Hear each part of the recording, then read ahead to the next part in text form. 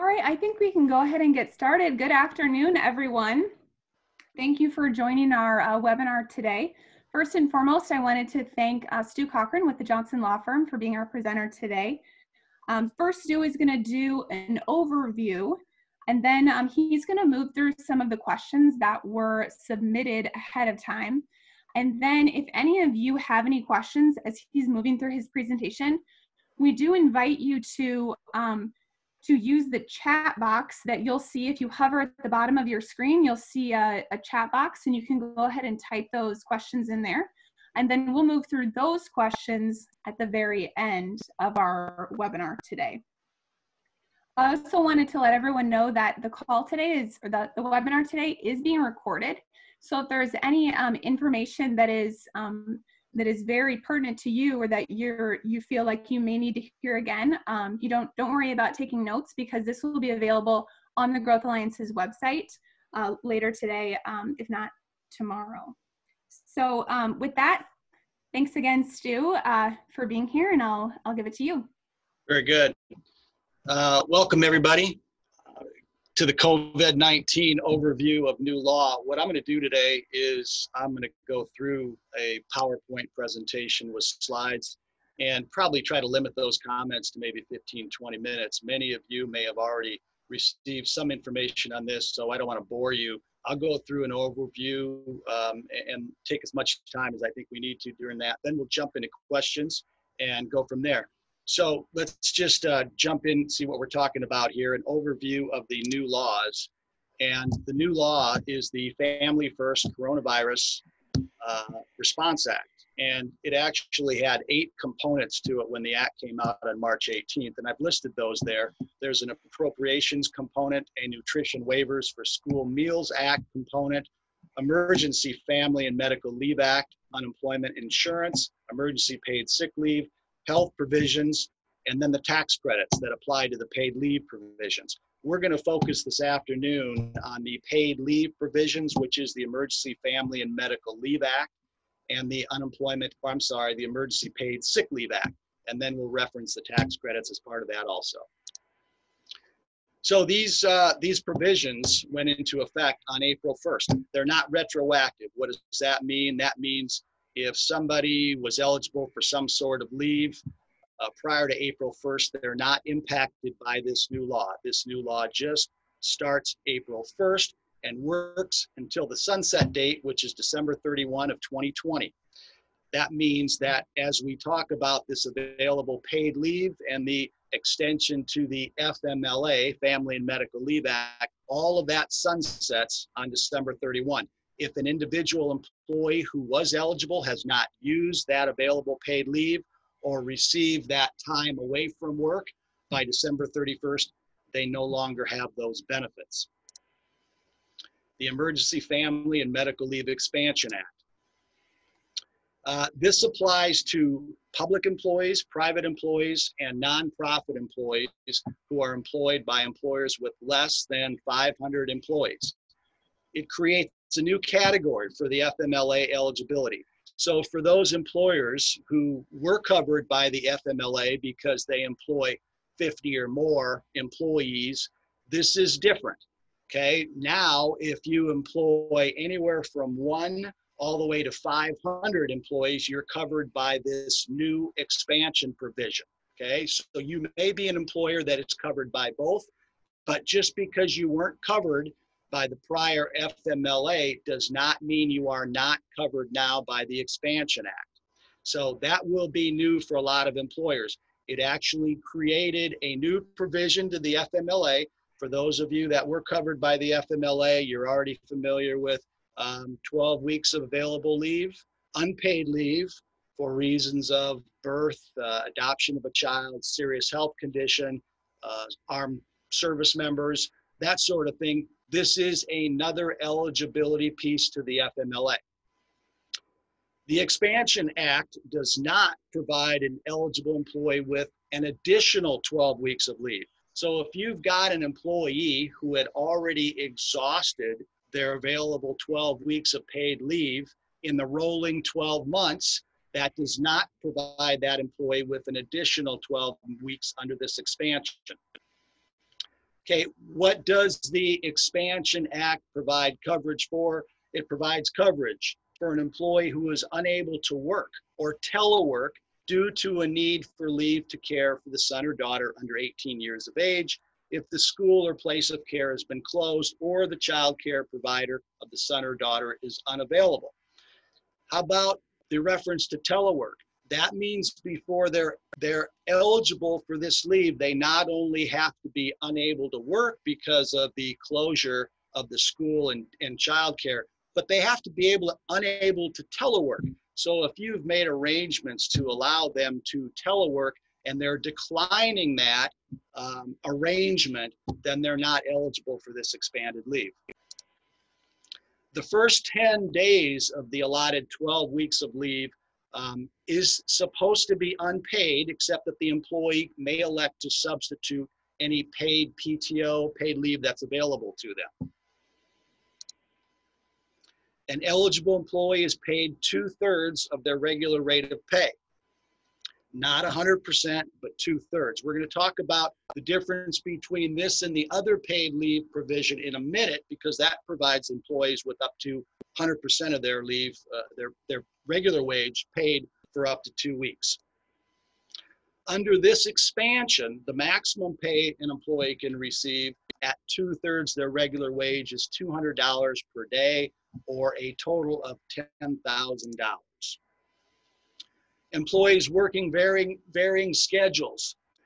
The employer is supposed to look at the average number of hours that they've worked over the past 6 months. So if you're wondering, how do I figure out how many hours, how many I'm going to pay them for, you're going to look at their average number of hours worked over the last 6 months. If the employee did not work for you for the past 6 months, the employer would estimate the number of hours the employee was expected to work. And if you can't do that, you should look at when they were hired. Let's say you had an employee who'd only been there a week, and it's difficult to estimate. You should look at when you hired them, what the expectations were. Next thing is job restoration. An employee is entitled to be restored to their job upon return from leave. Now, this is similar to the other FMLA provision that we all knew about if you were covered by the FMLA, that once an employee is able to return to work following their FMLA leave, they would be restored to leave. This works the same way. They're entitled to be reinstated to their job or an equivalent job once they've exhausted the 12 weeks of available leave. But this is different. If you're an employer with fewer than 25 employees, you may elect not to restore the employee to the position held by the employee if that position no longer exists due to economic conditions or other operating changes caused by the public health emergency, and you make a reasonable effort to restore the employee for a period of 1 year. Okay, so what does that really mean? If you've got 25 or less employees and they lose their job over that time that they're off work, you don't have to restore them as long as you make a good faith effort to try to restore them within the 1 year. Another opening comes up, you would invite that employee to come back within the 1 year time frame. So that is different from the regular FMLA. This is new, and this just applies to employers with 25 or less employees. Public health employees are exempt. That's actually the wrong term. It should be healthcare providers that are exempt. So under the new Expansion Act, as well as the Emergency Paid Sick Leave Act, healthcare providers are exempt. First responders are also exempt. What's the definition of a healthcare provider? We just learned last weekend that a healthcare provider is anyone employed by a doctor's office, hospital, healthcare center, clinic, post-secondary education institution offering healthcare instruction, medical school, nursing home, retirement facility, okay? Also, any individual that's employed by an entity that contracts with one of those institutions would also be considered an exempt healthcare provider.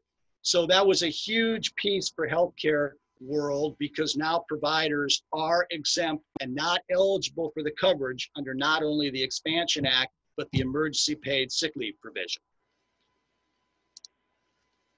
Here's the definition of an emergency responder: just an employee who's necessary to provide transport, care, healthcare, comfort, and nutrition. Also includes your military, your law enforcement, correctional personnel, firefighters, etc., as you can see there on the screen. There's an exemption to the Expansion Act for small businesses. An employer with fewer than 50 employees is exempt from providing the expanded FMLA leave and the paid leave provided by the emergency paid sick leave if doing so would jeopardize the viability of the small business as a going concern. We'll talk more about that here in another slide. Here's how the small business can claim that exemption. If an authorized officer of the business has determined that, number one, the provision of paid sick leave would result in the business expenses and financial obligations exceeding the available business revenues and cause the small business to cease operating, or the absence of the employee or employees requesting leave would involve a substantial risk to the financial health of the small business, or lastly, there are not sufficient workers able and qualified to perform the labor or services required. Now, what's interesting is small businesses are not required to submit anything to the Department of Labor to seek that exemption. That exemption is actually there for small businesses as long as the authorized representative makes a good faith determination that they fall within one of those three exceptions. Will there be monitoring of this? I don't know yet. That's unclear. Small businesses are encouraged to exercise good faith judgment in making this determination. I don't know if there's going to be abuse by some small businesses, but I will suspect that a lot of small businesses will determine that it's a viability issue and they will seek and make themselves exempt. To what extent the Department of Labor ever audits that, we don't know. Okay, the Emergency Family and Medical Leave Expansion Act. Employees may not take 80 hours of paid sick leave under the Emergency Paid Sick Leave Act and then receive additional money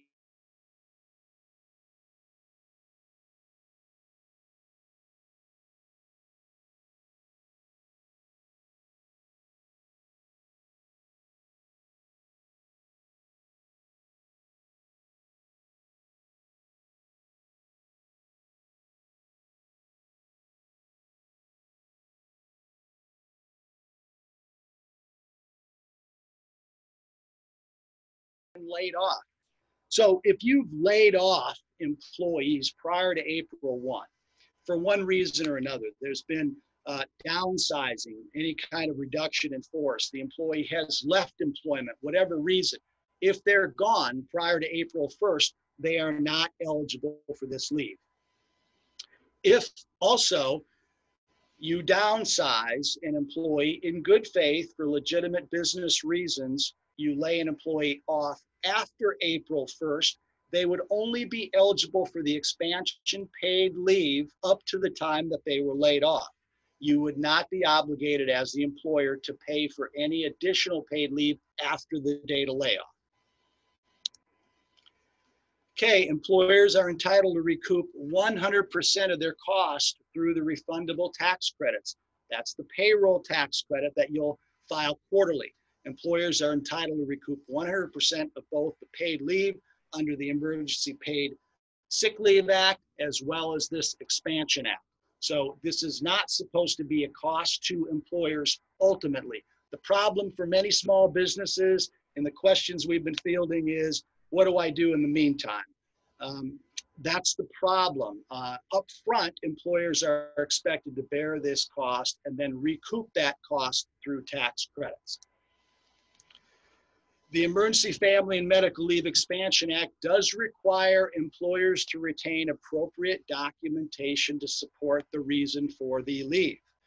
IRS forms are supposed to be out soon, providing instructions to employers on what this required documentation will look like. Employees must provide the documentation to receive the leave.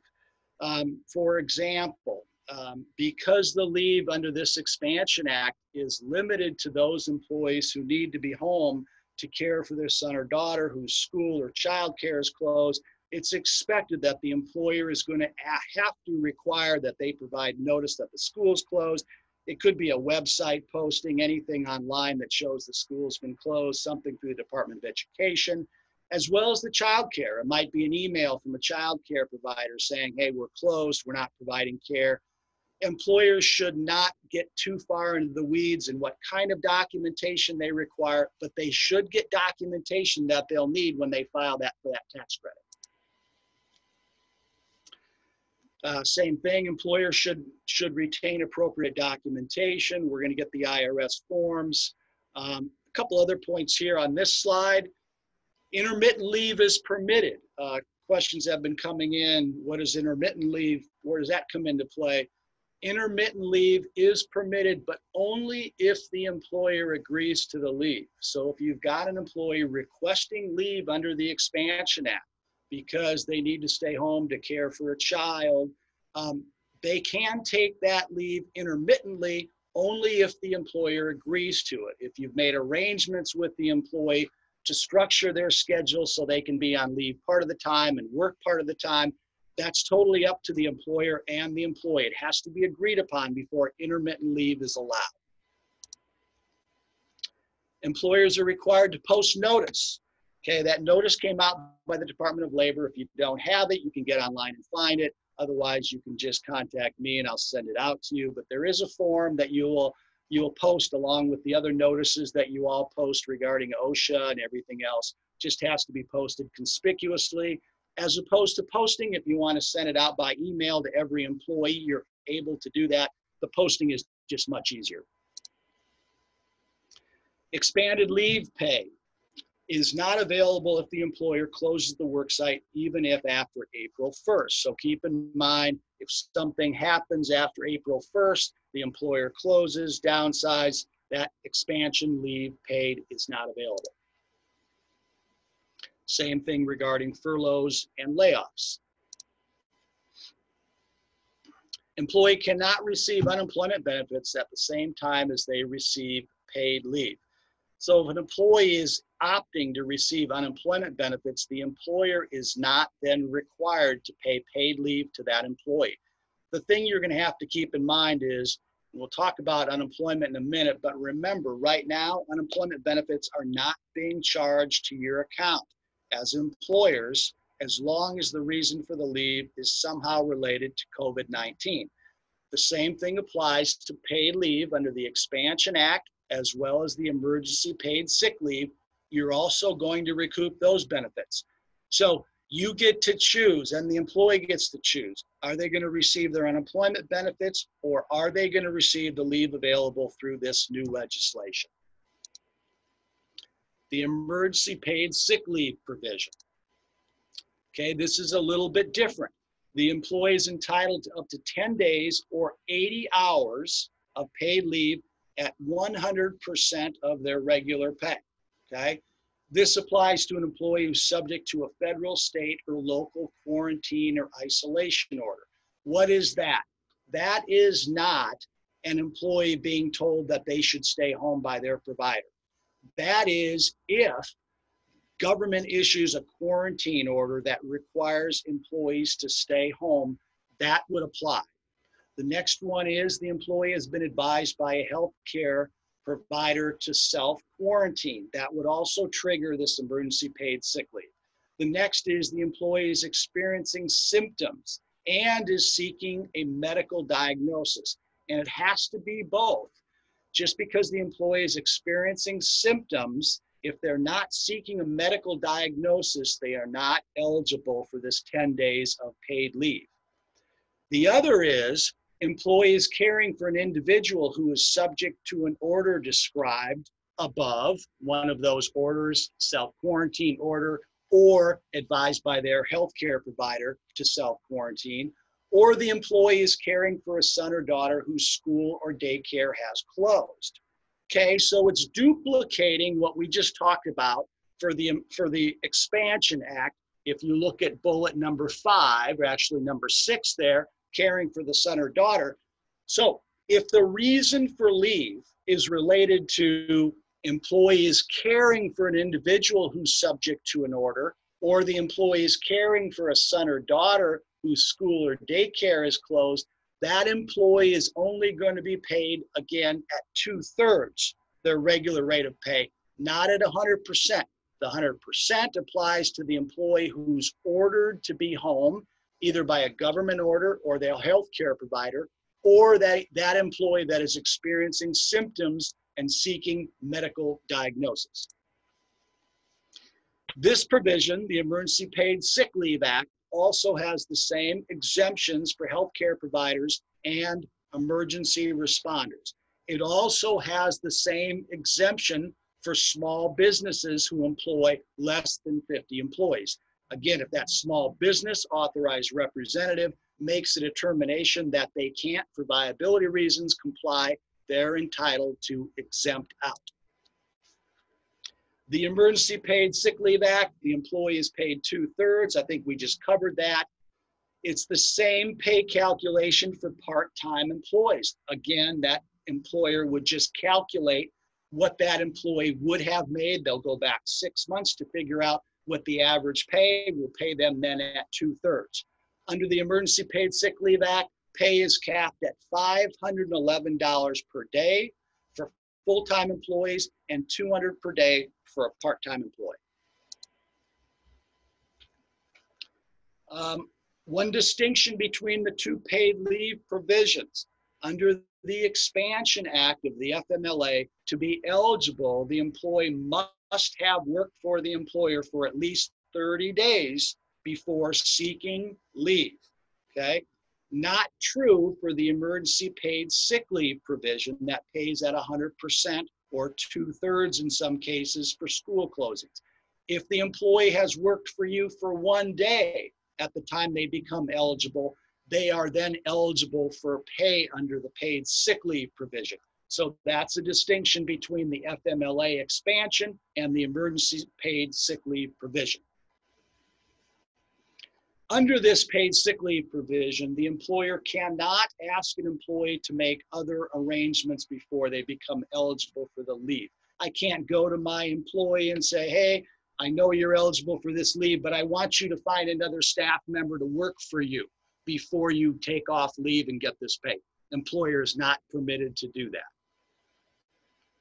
Employer also cannot require the employee to use other paid leave before the emergency paid sick leave.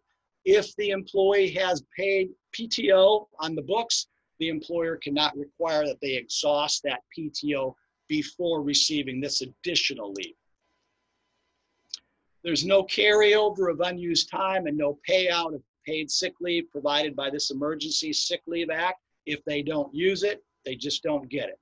The leave is in addition to any other paid leave the employer may provide. Interaction with the ADA. Remember that anybody who's been diagnosed with COVID-19 is probably also going to be considered somebody with a disability. So now there's some interaction here with the ADA, but there's some distinctions now. The employer may require a doctor's note before an employee returns from leave. The employer can elect at its discretion whether an employee is eligible for PTO because the employee chooses not to work out of fear for contracting COVID-19. That's up to the employer. Also, as it relates to the interaction with ADA, employers can now test. That's new. Typically, medical tests were not permitted of employees. That was considered unpermissible under the ADA. Impermissible, it is not now. Now an employer can require tests. They can interact with an employee regarding whether they have COVID-19, does the employee have symptoms? All that is now fair game. It wasn't before under the ADA. Because COVID-19 may be a disability, employers are going to have to think carefully about what they do with individuals who contract. They now have reasonable accommodation, questions that they may need to answer. And that's what I've got for slides. So a couple other things to keep in mind. Remember that this is really fluid, folks. One thing you can do is you can get online. There's a really nice resource that's put out by the Department of Labor, questions and answers, and it gets updated all the time. I think it got updated over the weekend, but it provides a really nice Bible for a lot of this. Also, Iowa Workforce Development is updating their website all of the time, so you should stay in touch with that. One question I've received frequently is, how does the CARES Act come into play? The CARES Act is also part of this new legislation, and it does impact unemployment claims. Under the CARES Act, an employee who's eligible for state unemployment benefits may also be eligible for up to an additional $600 under the CARES Act. Currently, an employee by state laws, their weekly benefit is capped at $591. An employee may be eligible for an additional $600 under CARES. Iowa Workforce website indicates that they are still waiting for direction as to how to administer this. So you're going to want to pay attention to that. An employee does not need to file a separate application with Iowa Workforce to receive these additional CARES payments. That's going to be automatic once Iowa Workforce is familiar with their administration process. A couple other things I wanted to point out. May an employer reduce work hours and wages? They can. I mean, there's nothing out there now that says an employer can't continue as part of its downsizing to reduce the hours that an employee works. If you do that, that employee may be eligible for benefits from Iowa Workforce. Now, I keep saying may when it comes to Iowa Workforce because the website is fluid and changing fast. There's within the last 2 weeks, I think Iowa Workforce has changed its position on leave and benefit entitlement about 3 times. So may seems to be the best answer. One thing I would not do if I'm an employer, I would not be telling employees whether they are or aren't going to be found eligible for benefits. I think that's a mistake. I think what an employer should do is say, look, we don't administer unemployment benefits. We don't make that determination. That's an Iowa Workforce determination. We would encourage you to get it online or make your application for benefits, and you'll be streamlined through the process. That online process is now simple. They can jump on, they can complete that online. Once they do that, they'll receive what they call a green sheet telling them whether they're eligible. If they're determined to be eligible, the employer will not have an opportunity to contest that through fact finding. The employer will get a sheet that tells them a claim has been filed. The employer can then respond at a later date if they think the claim should not have been submitted and benefits paid, but it's being streamlined right now, and these claims are just being pushed through. So those are the additional comments I wanted to make. Let's jump into questions that I've been asked, and that may trigger more questions for all of you. First one I got is, are nursing homes exempt? The answer to that is clearly yes. The healthcare world was pleased when that came out, but yes, nursing homes, nursing facilities are now exempt from coverage under all of the new paid leave provisions of the First Response Act. That's the expansion as well as the Paid Emergency Act. Another question that I had, my company offers regular full-time associates PTO. Does the Family First Coronavirus Response Act benefit add to my company benefit and reimburse my employer for the added expense to our company? No, they don't get both. Okay, they're only eligible for one or the other. If an employee chooses to take the available paid leave, they will not be eligible for the benefits provided under the new leave provisions.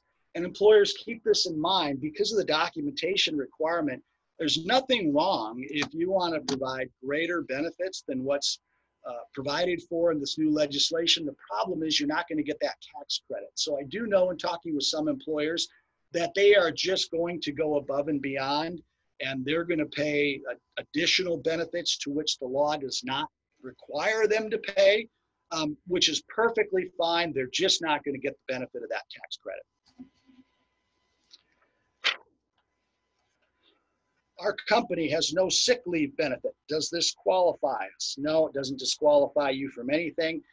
Even without a sick leave benefit, the federal law is just going to provide the leave benefits that's provided there. How is emergency paid sick leave calculated? It's averaged over 6 months. If it's a full-time employee, you'll just look at what that employee has made over the past 6 months. If you can't average over 6 months, what the Department of Labor is asking you to do is just do a reasonable calculation, look at an average. As if you can only go back 2 months or 3 months, fine. If you can't do that, just look at the expectation of when you hired that employee. Current workforce development, the voluntary shared work program was brought up. That's not a program that I see utilized much by Iowa Workforce, but they are really pushing that program. They believe that's an opportunity for employers and employees who want to enter into a plan whereby the hours of the employee could be voluntarily reduced. The employee would then receive partial pay of wages from the employer, and they would receive some partial benefits by Workforce Development. That has to be done in conjunction by mutual agreement between the employer and the employee. If they agree to that, it can be done in lieu of layoffs, furloughs, things like that.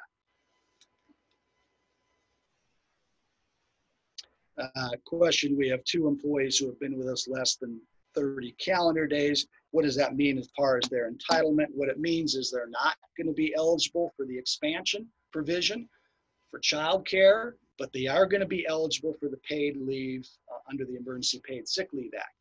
And remember how that works under the Expansion Act. It's 12 weeks, okay? But the first 10 days of that would otherwise be unpaid except for the Expansion Act. So they don't get 2 weeks paid plus another 12 weeks. They get a total of 12 weeks at 2/3 their regular pay under the FMLA expansion.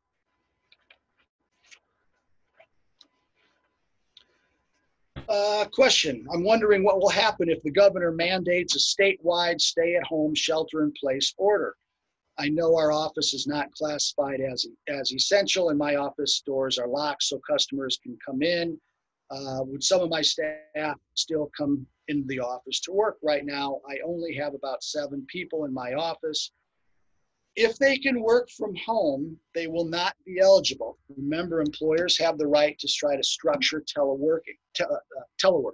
If an employer can set up a telework arrangement with that employee, the employee is going to have to accept that arrangement or they will not be entitled to these benefits.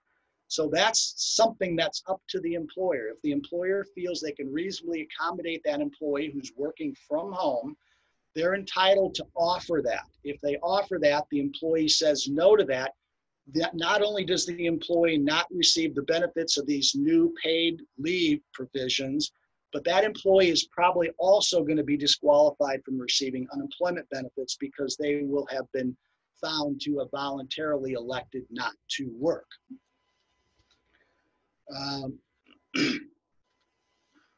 Also, another thing we're hoping is how unemployment will work for those people that get laid off. Once an employee is laid off, they're no longer entitled to the benefits under these sick leave provisions, but they are entitled to unemployment benefits. Okay, that's why unemployment is there. So they will get the unemployment benefits if they're laid off. And right now, they're not being required, if they're laid off, they're not being required to exhaust their PTO. Until a week ago, they were. Under new guidelines, they are not. If an employee is laid off, they're automatically going to be entitled to unemployment benefits. That will not be charged to the employer's account. But if the employee just chooses not to work, and this question is being asked frequently, choosing not to work out of a fear of contracting the coronavirus, if they don't have symptoms, they are likely to be disqualified from benefits by iWorkforce because they will have been determined to have voluntarily elected not to be working. I'm saying maybe because, again, that is fluid. And that's what if you look at the iWorkforce website for both claimants and employers, it is saying they will maybe be disqualified. I think they will be disqualified if there is not a legitimate basis for them not working. I think they'll be disqualified from benefits, but a lot of that is yet to be determined.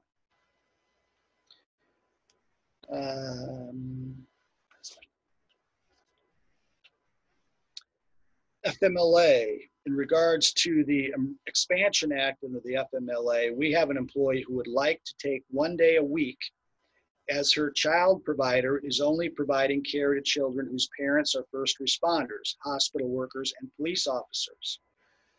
She has a tablet she can work off currently, but we would like to get her a laptop to work off with full access to all her programs in hopes she will be more productive. Can we recommend this and not approve the expansion? The answer is yes. If you want to offer teleworking and that employee has that available and is able and capable of doing that without interference by COVID-19, that employee is then required to do that as a condition prior to receiving any paid leave under the new law. So if you want them to telework, you can do that. If you want to make the setup something that they're able to do at home, you're able to do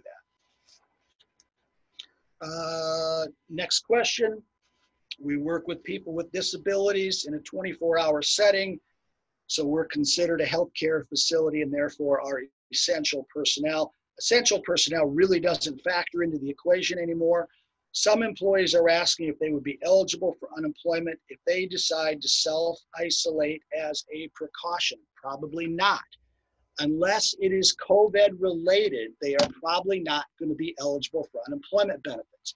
That may relax over time, but currently they have to have a legitimate COVID concern, like they've been told by their provider, something like that. They're showing symptoms, they're seeking a medical diagnosis. Under those circumstances, they will be eligible for benefits, otherwise, most likely not. If someone chooses to self-isolate because of their age or health, but does not have symptoms of coronavirus, would they be eligible for unemployment? Probably not. If someone travels, then has to self-isolate, would they be eligible for unemployment? Yes. If someone has traveled and they come back to work and you don't want them at work until they self-isolated, that would allow that employee to receive unemployment benefits because they would be staying home at the direction of the employer. Next question. If someone's regular work assignment is closed due to the governor's order and they've been offered hours in another area that is still open and considered essential, but decline those hours, are they able to apply for unemployment? Maybe, but probably won't get that. If they have an opportunity to work and they decline that work, even if that work requires them to work after hours or on weekends, different shifts, those individuals are probably going to be disqualified. Also, under the Expansion Act and the Emergency Paid Sick Leave Act, the regulations from the Department of Labor make it clear that if you allow an employee to come into work after hours, you allow them to come in at nights, early mornings, on weekends to make up the hours they're going to miss, they're also not entitled to that emergency paid leave, okay, because they have an opportunity to make up those hours and continue to get paid. The company offers a benefit allowance to help pay for benefits. This money goes into a check and then is withheld with benefits. Do we continue to pay this to the employee? And if so, is this considered pay that needs to be reported for unemployment? The answer is yes, it is a benefit, so it is pay that would need to be reported to unemployment. And yes, remember under the Expansion Act, just like always under the FMLA, if an employee is eligible for that additional leave because of the school or child care closure under the FMLA, you're not going to interrupt their benefits. Their benefits will continue. Also, an employee can recoup the cost of the health insurance benefit that they continue to provide to employees who are off on this expanded leave under the Expansion Act. If this person is approved for unemployment, does the company have to continue to pay for their benefits or do they go on to COBRA? Well, remember, they'll never go to COBRA unless you terminate their employment, unless they're laid off, which is a separation of their employment, or they're permanently terminated, they would not be eligible for any type of COBRA. If the person is approved for unemployment, does the company have to continue to pay their benefits? Yeah, if they're eligible for unemployment, that does not interrupt the employment relationship unless they've been separated from employment. If it's a temporary entitlement to benefits, then they would still be considered a partial employee. If they're considered a partial employee, you'll still pay benefits. If they're receiving unemployment benefits because you've separated the employment relationship, then they will not be entitled to any additional insurance coverage by the employer. That is a circumstance under which they would receive and be eligible anyway for COBRA. So it all depends on the nature of the separation. If they're receiving partial unemployment benefits because you've told them to isolate or some other temporary reason and they plan to come back to work for the employer, you would continue their health insurance. If it's a separation and you don't intend to bring them back, they've been permanently laid off or terminated, that would trigger COBRA benefits. One employee has now chosen to begin working part-time, has applied for unemployment under the COVID-19 expansion. Okay, unemployment doesn't really have a COVID-19 expansion, but this was done without consultation with the employer. They're citing no school for one child as the reason, however, had previously been given permission to come in on evenings and weekends to do their work when they had childcare available. That's the situation I just described. If they've been allowed the opportunity to come in after hours and on weekends to make up their hours, they are not going to be eligible for these paid leave provisions under the new act.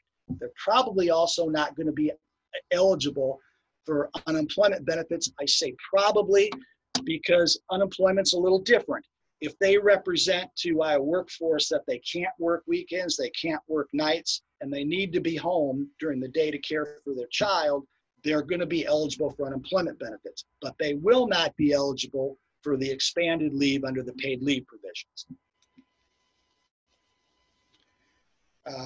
The worker was a full-time worker with benefits. Now that they have chosen to shorten their hours and apply for unemployment, how should this be handled? Can this worker now be terminated in the position filled in order to meet job expectations? No, you got to remember, if they're eligible for any type of expanded leave, and that's the question, if they are eligible for this expanded leave, you will not be able to terminate them. And if you're an employer with employing less than 25 or less employees, you can choose not to restore them if you lose their position. The other thing, you've always had the right under the FMLA, if an employee would have been laid off anyway, if I'm off on FMLA, you've downsized my department, my job is no longer there, you've never had a duty under the FMLA to restore me to my same job. Same thing applies to the expansion. It's even more liberal now under this expansion if you're an employer with 25 or fewer employees. Now, with 25 or fewer, you don't have to restore them if that position is gone due to economic hardship, you've had to replace them, whatever, as long as for 1 year you make a good faith effort to try to restore them to their job when you can. If the employer is closed due to mandates by the governor, is the employer required to pay wages under the expanded FMLA, even if the employee does not request it? The answer is no. If there's been a workplace closure, there's no benefits to be paid under the FMLA Expansion Act or the Emergency Paid Sick Leave Act. Can the employee apply for unemployment insurance benefits under the CARES Act instead? The employee can do two things. Actually, they would obviously be entitled to benefits because of the closure of the workplace. So they'd receive those benefits, which cap at $591 a week. They'd also then be entitled to additional $600 under the CARES Act. Once that is figured out by our workforce, they don't have to make a separate application for that. It'll just automatically get processed when that all gets figured out. If the governor orders a shelter-in-place order, does any of the Families First government paid leave programs apply for employers to let their employees use? No. If employers' workplaces are shut down, those leave provisions do not kick in. If not, can employees retain their group health insurance if they take the expanded employment during the shutdown time? They won't be eligible for the expanded leave under the FMLA because there will be a shutdown. So no, their option will be unemployment benefits. On the flyer that's to be posted of the qualifying reasons for leave, what does number 1 specifically mean? Is subject to a federal, state, or local quarantine or isolation order related to COVID-19. That means a government-ordered quarantine. We don't have that yet. If that would happen, then that would trigger the paid leave available under the Expanded Paid Sick Leave Act at 100% for those folks. We have folks asking about unemployment if they choose to stay home. We have several convenience stores. We have worked for them and have them on the schedule. Are they eligible for benefits? Probably not. If they're choosing to stay home solely out of fear of contracting the virus, that will be considered a voluntary choice and refusal to accept work. They would not ordinarily be eligible for benefits. Under those circumstances, the employer also would have the right to determine whether that employee is eligible for paid sick leave that the employer already provides, PTO.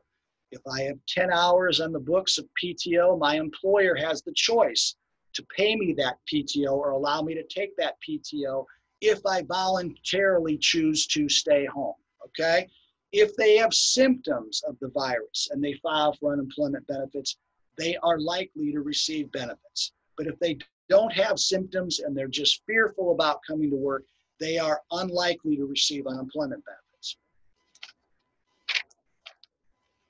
We have a full-time salaried person with a wife due to deliver a baby next week. The doctor is recommending shelter in place for a period of a few weeks. Okay, would he be eligible for 2 weeks under the new legislation? The answer to that is probably.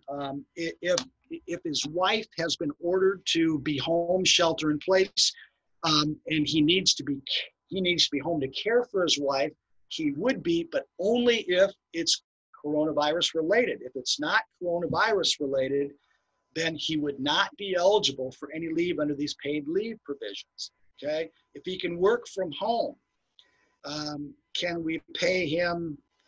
If he can work from home, if it's only 2/3, can we pay him the other 1/3? Well, let's look at that. If the individual can work at home, then and the employer is willing to allow them to telework, then they would not be entitled to any type of paid leave under the new legislation. If they can't work from home and it is COVID related, then they would be eligible. But if they're just choosing not to be at home, or they're just choosing not to be at work to care for somebody that is not impacted by COVID-19, they would not be eligible for the paid leave, and they most likely will not be eligible for benefits from Iowa Workforce. So Jill, that is all my questions, or Kelly. Do you have other questions? Yes, I did have one that was emailed into me last minute here, so I'll go ahead and read that.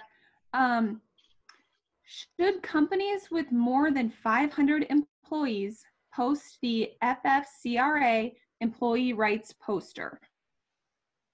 The answer is no. If it's a company with more than 500, they definitely should not post the poster. Not only that, but if a small business determines that they're exempt, they should not post. If you're a healthcare provider, you should not post. If you employ emergency responders, you should not post. Okay, so if you're not a covered employer under any of those scenarios, you should not post. I've been receiving questions about, should we inform employees that we're not covered? Should we wait till they ask the question about whether we're covered? That's a business decision. There's not a right or wrong answer to that. Some employers are sending an inter-office email out to everybody or a memo stating, hey, we're not covered, so we're not posting and you're not eligible for these benefits. That's fine. I think most employers are just waiting to entertain questions that they might receive from employees. If an employee asks, they're just being advised that we're not a covered employer, you're not eligible for those benefits. So no to posting. Okay, I do have a few that have text in on the chat group. If you do have a question and want to submit it, there is a icon on the bottom. You just scroll over that toolbar and click on that to submit a question. The first one we have is if an employee quits and they are eligible for, are they eligible for the additional $600 weekly benefit? Unlikely. It kind of depends on the reason for quitting. If it's COVID related that they are quitting, then they probably will be, because they will draw state benefits. So again, if an employee has got some symptoms of the virus and they're seeking a medical diagnosis, they've been told by their provider to stay home, those individuals are going to receive unemployment benefits. And if they've been determined eligible for state unemployment benefits, then they will be eligible for the $600 CARES relief once our workforce figures out how to administer that additional care money. Okay. Next question, what about if the employee has not been laid off, but instead furloughed? Can the employee utilize the expanded FMLA benefits? Yes, the answer to that is yes. If they've been furloughed, then they won't receive benefits for the time that they're furloughed. But remember, a furlough is different from a layoff, because a furlough is a temporary period of unpaid leave. So if that individual is, and they still remain current employees as opposed to laid off employees. So during the period of furlough, and the department guidelines were not real clear as to whether they'd be immediately eligible for benefits or once the furlough is over. I think they're immediately eligible for benefits. So if somebody is not laid off, they're just under a furlough, which is an indefinite unpaid leave, I think they would be eligible for the paid leave provisions under both the Expansion Act and the Emergency Paid Sick Leave provision. Okay. That's the next question. Just some clarity. CARES Act.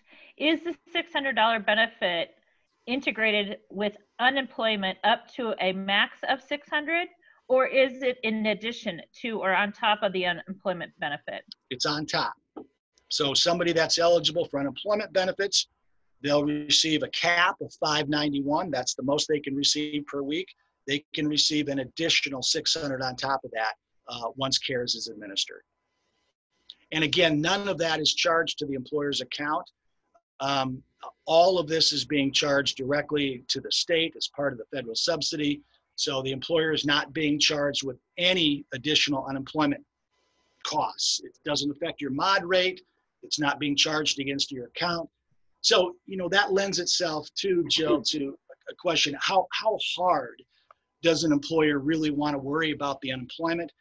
Some employers are taking the position that if they have a chance to assist an employee who's concerned with coming to work, they can lay that employee off, even if it's on a temporary basis. That will make that employee eligible for benefits. And it does not get charged to that employer's account. So that's something the employer wants to keep in mind. Since it's not being charged to your account, how challenging do you want to be with your employee as to their reason for wanting leave? If they want leave, the employer could lay them off temporarily, which would allow that employee the opportunity to get unemployment benefits. Okay, the next question, is the employee count based upon location or by the 50-mile geography or by total number of employees working in the state? Total number of employees, which is different, for those employers that have been under the FMLA. We all know that's 50 or more employees within a 75-mile radius. This is not the same thing. This is just a straight 500. If your company employs 500 or less employees anywhere, you're covered under the Expansion Act. If you employ more than 500 employees anywhere, you're not a covered employer. Okay. Here's the next question. If our company utilizes the shared work program, will the employees be eligible for the additional $600 benefit? The answer is yes. As long as they're receiving partial benefits through iWorkforce, they don't need to file an additional application. They will already be eligible for up to $600. And I say up to because until iWorkforce really knows how they're going to administer that, I don't know if there's going to be some partial payment of $600 in some scenarios, or if everybody's just going to get a straight $600. Okay.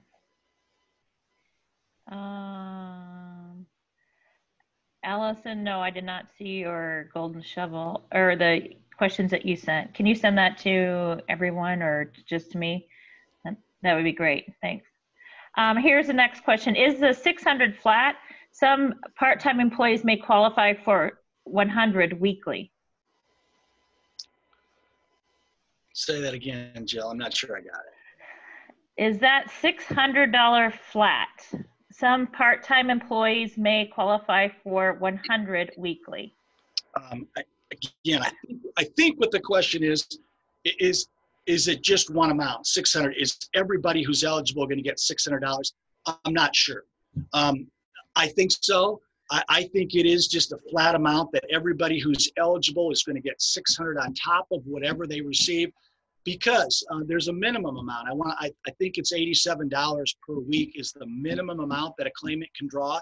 So that claimant who's only getting $87 a week is going to be eligible for the full 600 of CARES benefits. So I think anybody who's receiving unemployment benefits for any reason will be eligible for up to $600. And I think that'll be a flat amount. I just don't know for sure yet.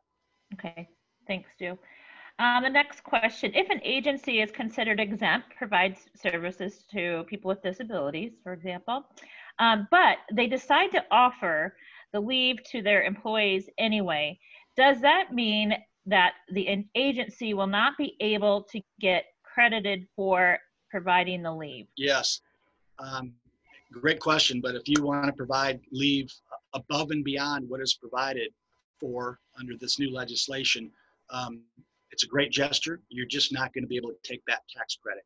When you file your quarterly taxes, if you try to take that tax credit, you're going to be asked to provide documentation to support the employee's need for leave.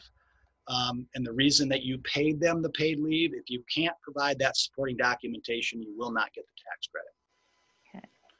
And again, the IRS regulations, they're not out, but the Department of Labor says that we'll be receiving regulations from the IRS exactly what that documentation will look like. Okay.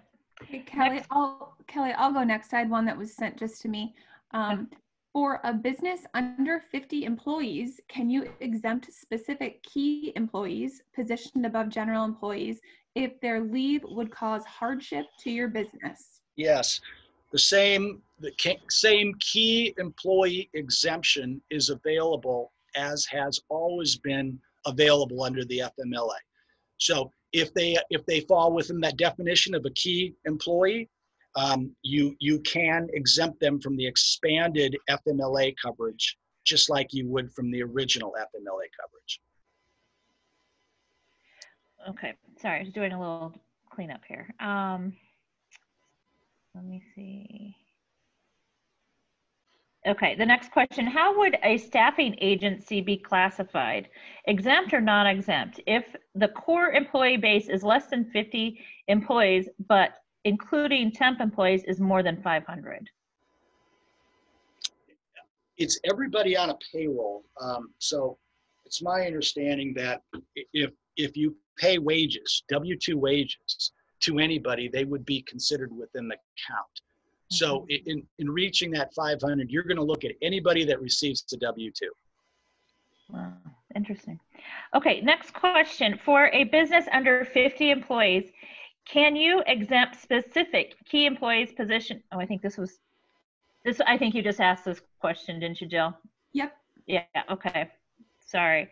The next question. I had an employee who was told by their healthcare provider that they should self-isolate themselves from work and others. This came in on a written doctor note before April 1st, and that employee is still not at work. Do I need to offer them this paid sick leave? No, if it happened before April 1st, you would not. They would be eligible for unemployment benefits, but they would not be eligible for the paid leave provisions because they were off prior to April 1st. Okay.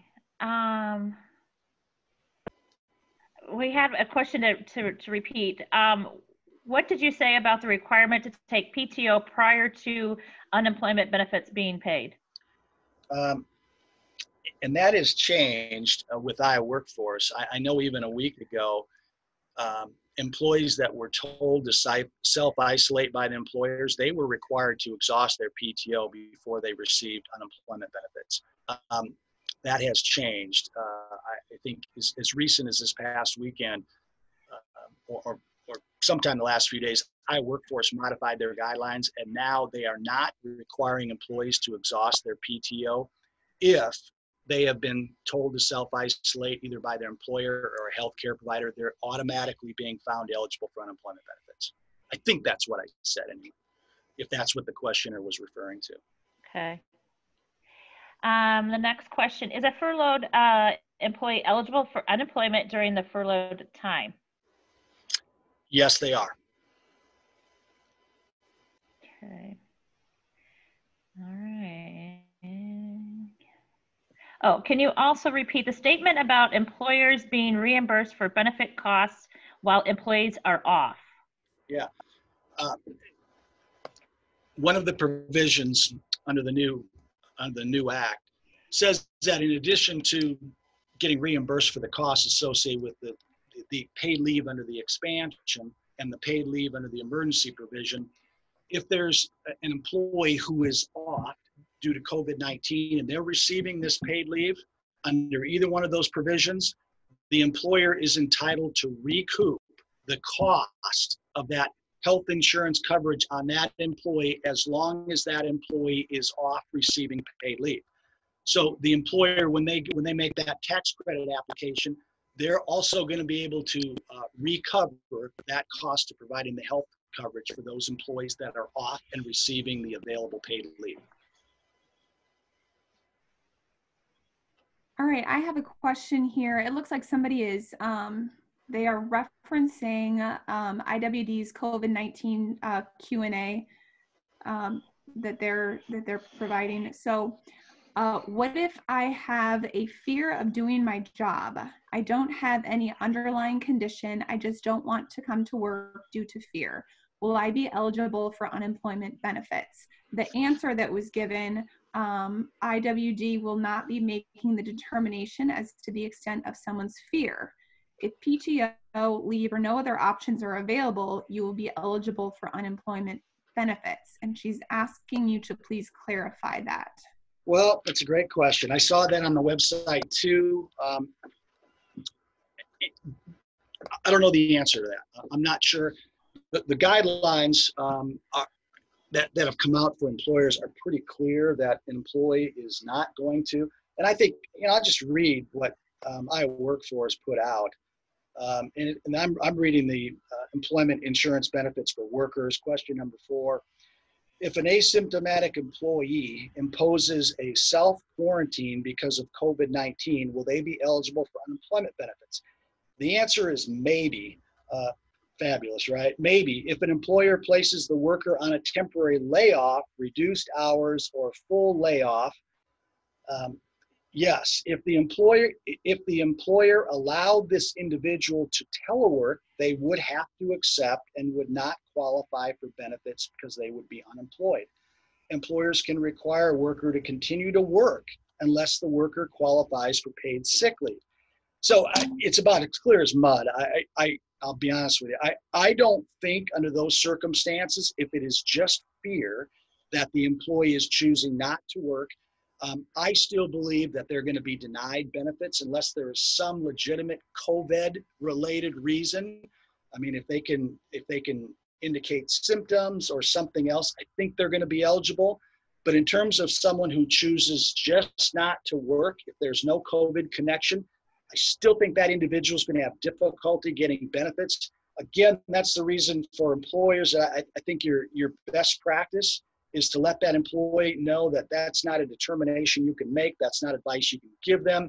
If they choose out of fear not to come to work, they will have to make that application for unemployment benefits, and that will be a decision that's made independent of anything the employer does. There haven't been enough of these cases out there to know how these are going to be handled consistently. So frankly, I'm guessing as much as anybody else.